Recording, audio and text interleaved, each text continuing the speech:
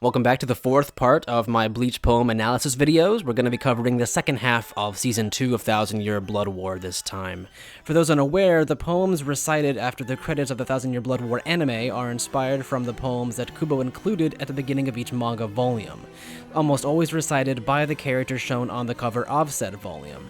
Some of the poems in the anime are from the manga, while others are new ones written for the anime exclusively, and I'm going to be going into how I think they relate to or flesh out their respective characters. I'm not fluent in Japanese or poetry, so I'm not going to be going over how accurate the poem translations are, outside of certain cases here or there, or if the poems are arranged in a proper format. So if you are fluent in Japanese or poetry, feel free to comment your thoughts down below, I'd love to read them. I'm just going to be expressing my interpretations of the poems as they relate to the characters in question, so let's pick up where we left off.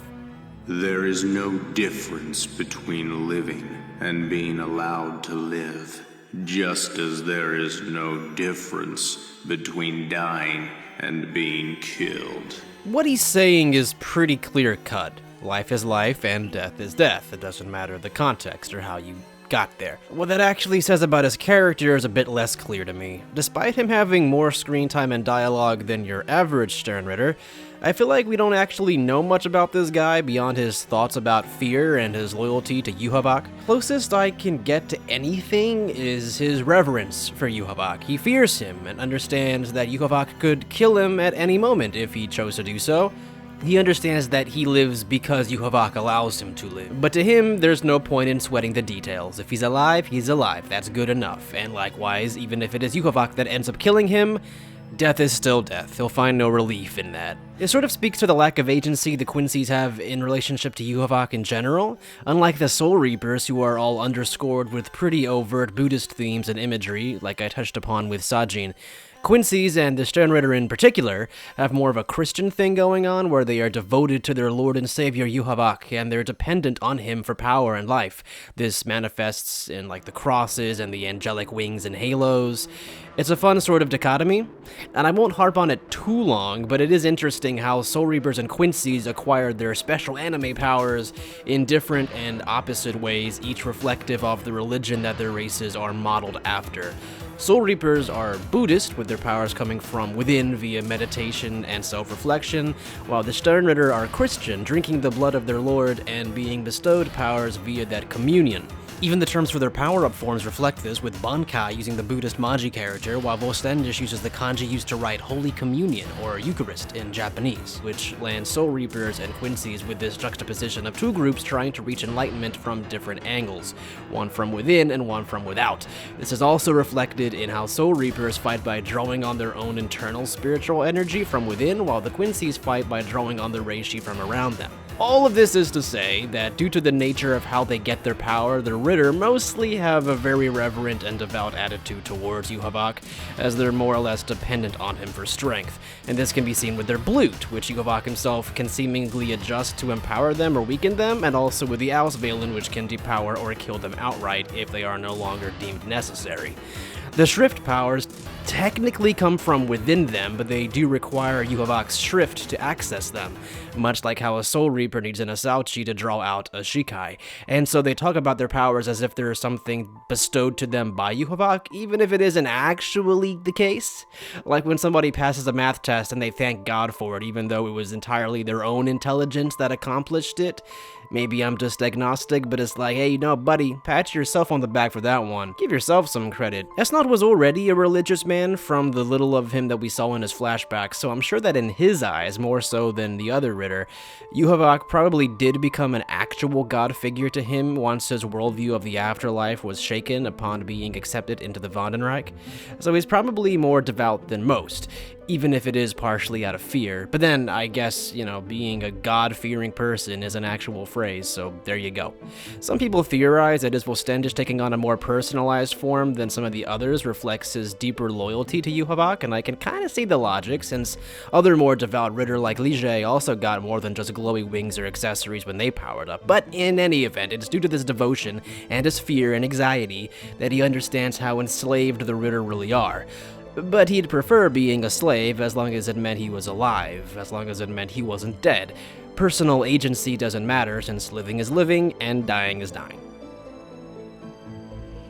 Beauty means that there is nothing there. Like with S-Naught, except to an even greater degree, we don't really know much about Gremmy. His imagination can be made reality, but he can't focus on multiple things at once, apparently, so maybe by nothing being there, he means nothing to get distracted by. The less there is going on around him, the more calm his mind can be, less stimuli and more peace of mind. Alternatively, it might mean that with nothing there, the possibilities to make something there are endless, like a blank canvas that he can paint whatever he wishes on. He finds that beautiful. Not much else to go on, but as an aside, this is actually the first poem that is from a volume that has had its wording changed for the anime. In the physical volume release, Viz translated the poem as "Beauty is nothing being there." I guess to fit the timing and flow of the Japanese version for the anime, it was touched up and changed a little bit. It means the same thing, but I just wanted to point that out. It's kind of fun. Struck by thunder, you're on your knees. That is my desire. I really love Candace, I do, but she does not have much going for her. This poem is basically just, I'm a dom and I use lightning. And hey, I mean, I'd love to get stepped on by Candace as much as the next guy, but I would love even more to get poems that actually shed some insight onto who these underdeveloped characters actually are. At least the next Bambi's a bit more interesting. Love you. To death. I lied. Hers is really straightforward as well. Giselle will literally love you to death. I mean, just look at Bambi. There's not really much else to this poem, but I guess that also just speaks to how one-track Giselle's mind is. She doesn't really strategize or sweat the details. There's not even any kanji in her poem for that matter, I guess to make it look more simplistic. But I love how much Kubo seems to like Giselle. I feel like you can always tell how much Kubo likes a character, and besides like the obvious ones like Kurotsuchi, Gigi's pretty high up there as well. I mean, he seems to like all the Bambis in general and answers questions about them all the time on Club, but Gigi specifically feels like he likes the most among the five. If for no other reason then he seems to have a lot of fun drawing Giselle. Kubo loves himself some comedy.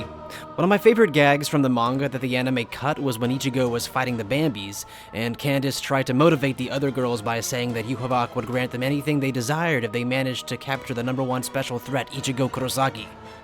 While Maninia and Lil instantly imagine all the lavish furniture and delicious foods that they would acquire in such an event, Giselle's panel was simply a black void. Jury was out for some on whether or not this was her desiring a sort of literal nihilistic nothingness, or if she was just simply spacing out. I think it's the latter. She's a very head-empty, one-brain cell kind of person. Even when she talks to the others, it feels less like she's having an actual conversation with them, and more like she's just talking to herself without actually caring about what the other person is saying in response. A sentiment even her Japanese voice actor shares in the interview with her from last year. So her having such a simple poem fits her character. One thing I wasn't really going to point out, since I didn't want to start a Giselle conversation, but I might as well, was that I read that the phrasing of the Japanese makes the poem sound masculine and not feminine, and that the sukidayo would be sukiyo if spoken by a girl. You know, some people would use that as like a gotcha or proof that Gigi's just a boy pretending to be a girl or whatever.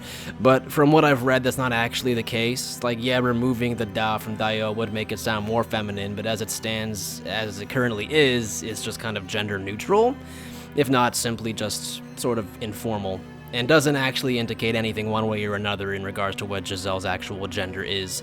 Not that it would actually inherently indicate anything if she was using masculine conjugations, since female characters having more masculine dialogue can be seen elsewhere throughout manga and anime, even within Bleach, with Liltato and Kukaku both using masculine ore pronouns, and Yoruichi who talks like an old man. Funnily, Kisuke uses the feminine atashi, which I imagine is just supposed to add to his flamboyant shopkeeper facade, since he did use the masculine boku during his flashback arc. But I find it interesting that his Zanpakuto spirit is a woman, actually. Actually, so is Kyoraku's and Zaraki's. I wonder if Kubo would actually answer on his website if someone asks him what the implication is of a male Soribur having a female inner spirit, since Zanpakuto are supposed to be reflections of yourself. Anyway, getting off topic, Gigi's a very simple creature, and if she likes you, she'll try to get ya. So watch out. Over and over again. An empty life.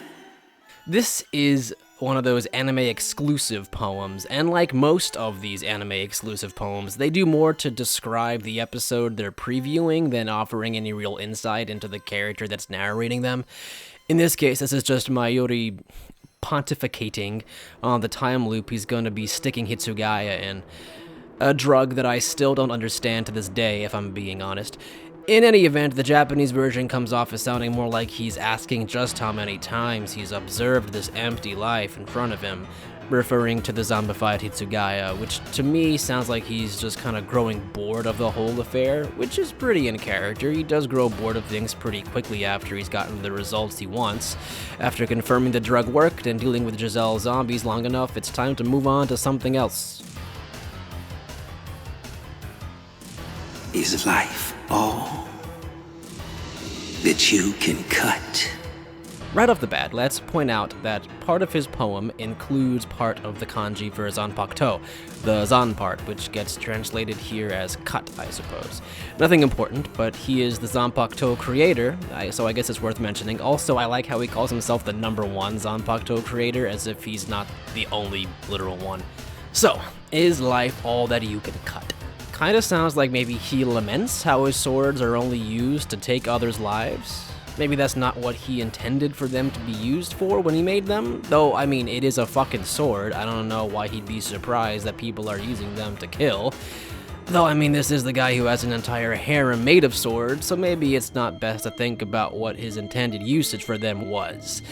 According to Kubo, he didn't even intend for Shikai and Bankai to develop from them, so it's not like he planned for them to be used as a sort of meditation device to help foster your powers and reach personal enlightenment by facilitating the act of self-reflection.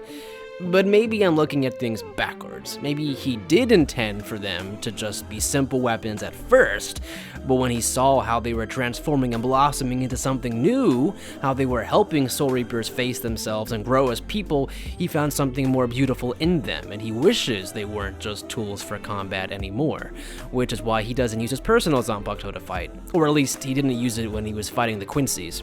He instead opted to test out his new Saifushi, which, as it turns out, is immensely good at cutting. With that in mind, maybe it's a question he's asking towards Saifushi. It's only good for cutting, and not a real zanpakuto like the others, so it has no potential for growth or beauty, shikai, bankai, whatever within it. It is just a tool for combat, so he's asking it rhetorically why it can't be more. He did consider the sword a failure after all, with cutting being its only quality, so maybe this is just his disappointment seeping through the words of the poem. I've always found the process of creating zanpakuto interesting. I doubt Kubo will ever delve heavily into it, but it seems like it's deliberately imitating the process of how hollows evolve, as if oh-etsu observed the natural evolution of hollows and wondered to himself if he could artificially mimic it in a way. After all, hollows evolve by cannibalizing each other, and a menos grande forms when a large amount of souls all mix together into a mindless mass. Asauchi are also formed by oh-etsu kneading together multiple souls into a shape, which is why White was able to act as an Asauchi for Ichigo, since he was made by Aizen the same way that oh-etsu makes Asauchi. After that point, a singular soul within the Menos will eventually attain supremacy and subjugate the mass for itself, claiming its own identity and independence. This is the transition to Adhuchas, just like how a Soul Reaper will imprint their soul into an Asauchi to claim it as their own, causing the transition from Asauchi to zanpakuto to happen. After that, it's just training and growing for the Adhucha to become a Vasto Lorde, as it is for a Soul Reaper to attain Bankai. I'm pretty sure these parallels aren't an accident, and if so, it's interesting that Soul Reaper growth is just a mimicry of what Hollows can do naturally.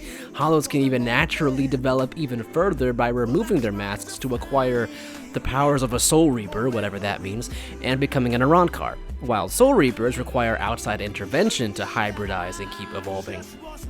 I guess it makes sense since Hollows are a natural state of existence that have been around since the primordial world, while Soul Reapers, as we know them today at least, came to be after the fact and rely on techniques or methods adapted from other races to progress. Hollows are interesting.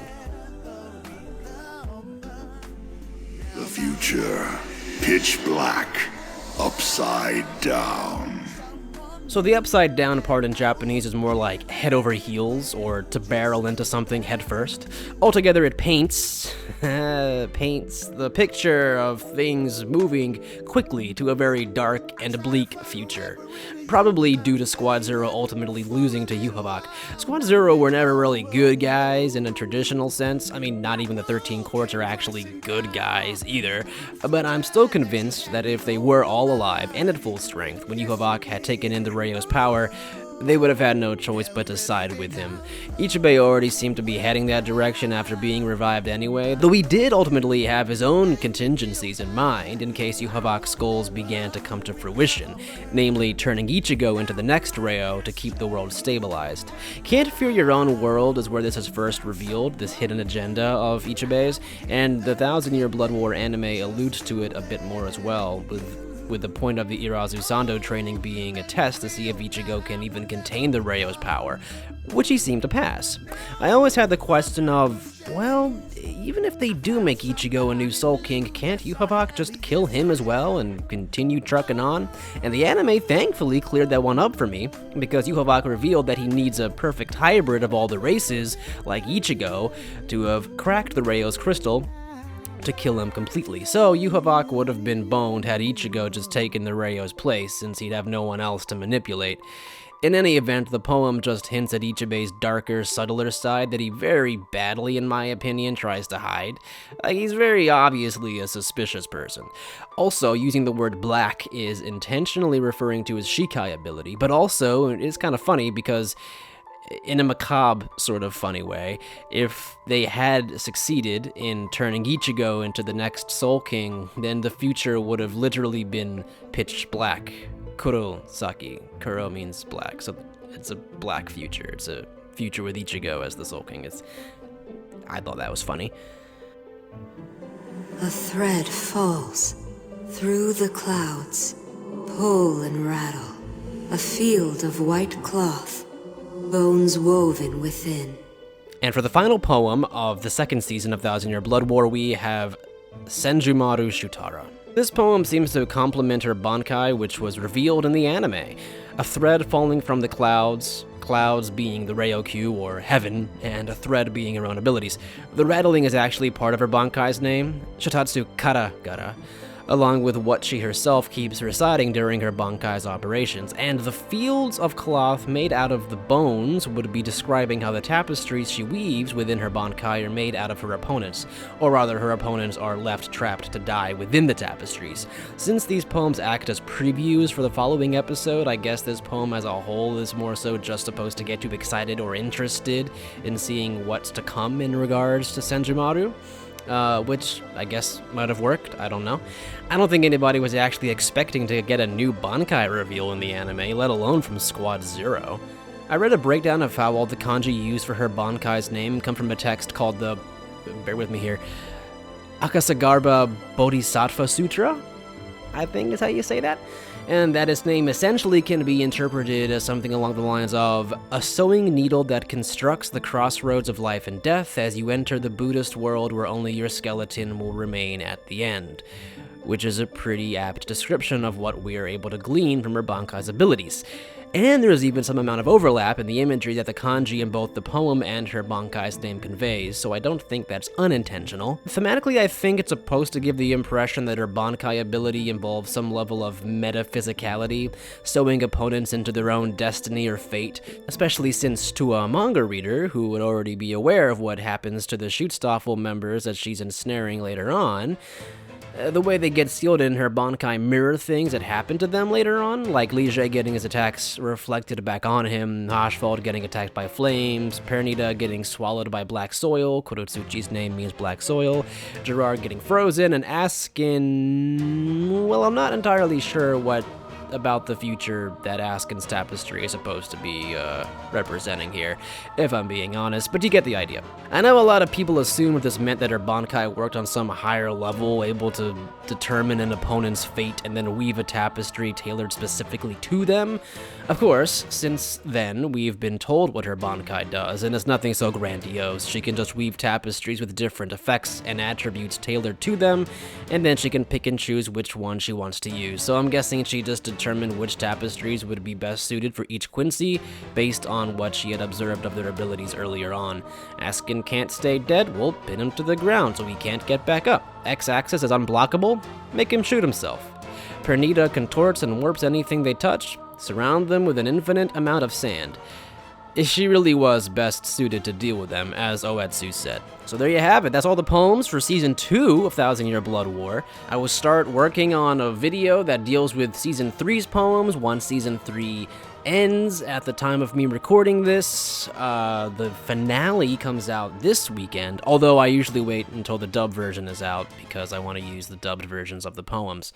And like always, if you have any thoughts on my interpretations, leave them in the comments below. If you have your own interpretations, also leave those in the comments. And if you actually know Japanese and want to point out this or that I got wrong or may have misinterpreted or mistranslated or misread, let me know. That's always cool. And if you like Bleach in general, we have more Bleach stuff on my channel. We did an entire fandub of Can't Free Your Own World. It's really cool. My friends did a great job. And if you like stuff like Kingdom Hearts and Final Fantasy, we do stuff like that as well. I stream every now and again. I'm currently streaming Final Fantasy VII Rebirth. Check that out. Hang out with me when I do that. Like and subscribe. See you guys next time.